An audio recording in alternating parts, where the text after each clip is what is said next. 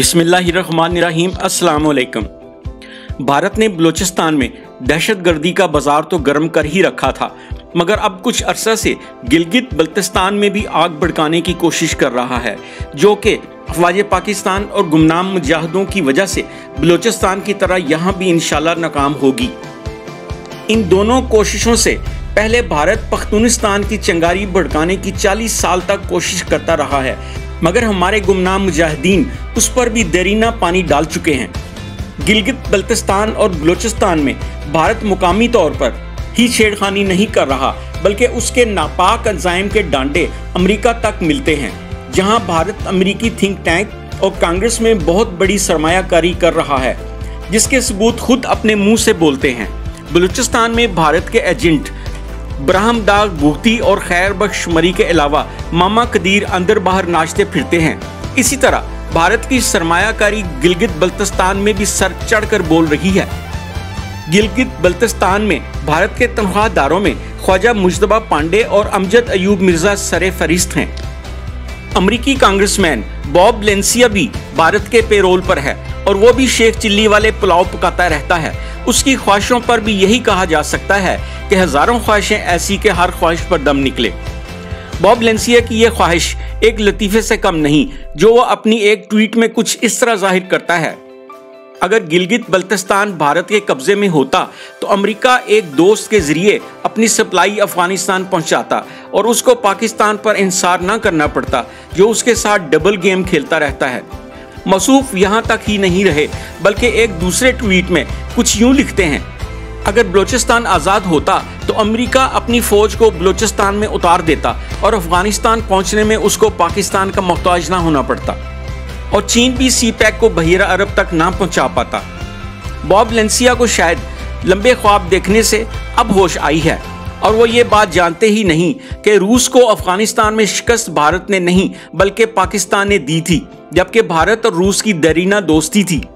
Bob Valencia ये बात भी भूल जाता है कि अमेरिका की अफगानिस्तान में 20 साला जंग में पाकिस्तान ही अमेरिका का फ्रंट लाइन इत्तेहादी था, जिसमें पाकिस्तान के 80,000 शहीद हुए और 100 अरब डॉलर का नुकसान पाकिस्तान को सहना पड़ा। सबसे दिलचस्प बात यह है कि भारत दीवाने ने एक और ख्वाब भारतीय अवाम को तसल्ली देने और मकबूजा कश्मीर में जारी आज़ादी की तहरीक से तवज्जो हटाने के लिए इजाद किया है, जिसमें यह दावा किया गया है पाकिस्तान गिलगित बल्तिस्तान चीन को अपने 16 अरब डॉलर कर्ज के बदले देने जा रहा है।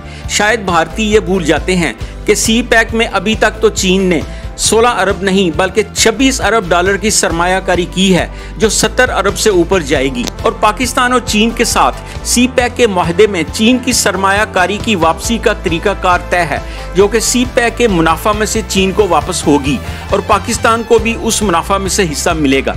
अब पाकिस्तान का दुश्मन एक नहीं बल्कि दो हैं, और वो भारत के अलावा अमेरिका है, जो चीन की दुश्मनी और सी पैक के खिलाफ होने की वजह से गिलगित और बलूचिस्तान को पाकिस्तान से अलग करना चाहता है।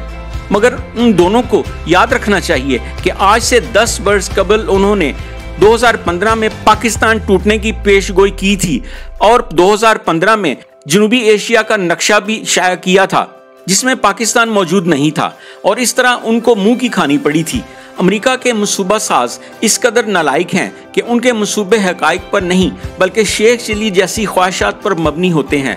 अमेरिका भारत को चीन के खिलाफ तैयार तो कर रहा है कि भारत चीन के अपने पुरअमन अज़ाइम को रोकेगा, इसलिए भारत को खूब फौजी तैयारियां करवा रहा है और अपने जदीद तरीन असला डिपों के मुंह खोल दिए हैं।